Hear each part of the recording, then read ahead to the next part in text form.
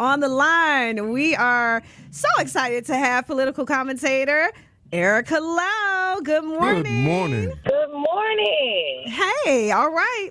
So, Erica, you're here to let us know what's trending in political news, including the latest on the tariff war with China, the significance of the SAVE Act, and more. What is going on, girl? We are living in unprecedented times, so let's get right into it with my top three.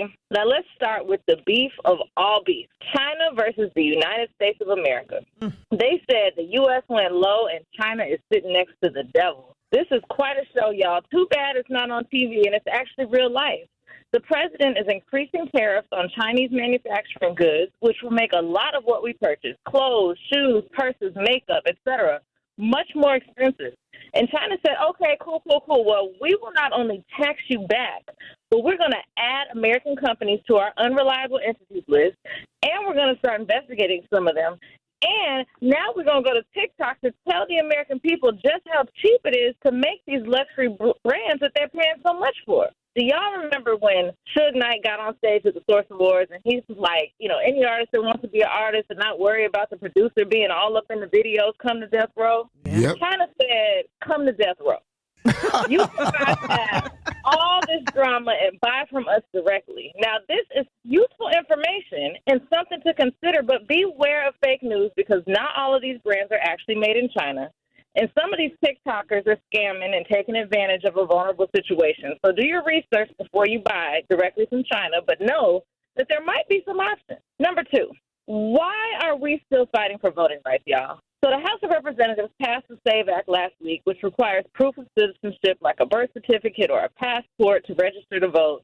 But it's still unclear what exactly the SAVE Act is saving. Because why do we need this? Who asked for this? There is very little evidence to indicate that there are so many non-citizens voting in federal elections that we may have to make this an actual issue.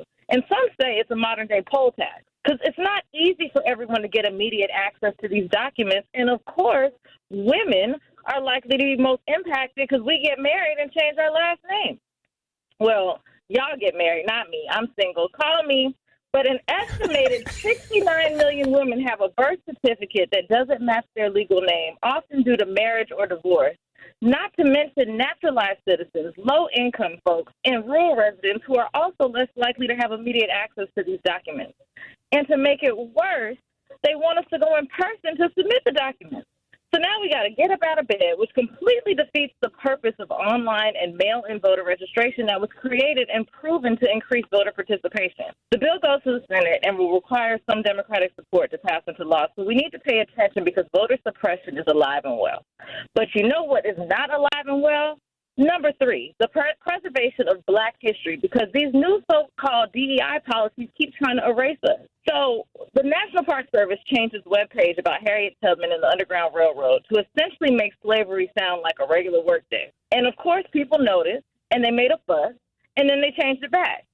So now this is not the first time we've seen them throw rocks and hide their hands, though. The Pentagon deleted baseball legend Jackie Robinson's military career from his website and added it back. And the Navajo Code Talkers' contributions in World War II was removed, and people spoke up, and they added it back. So speak up because the vice president is now in charge of removing what they call improper ideology from the Smithsonian National Museum of African American History. And our friend Kevin Young, a good Black man who was the director of the museum, has now resigned. So we have to stay vigilant. We have to use our voices when necessary. But as always, protect your peace. Yes, Erica Man, came through with facts, context, and clarity is definitely needed. Thank you so much for making these political headlines make sense without needing a law degree or a deeper dive into Google. Looking forward to speaking with you again. We appreciate you. Thank you.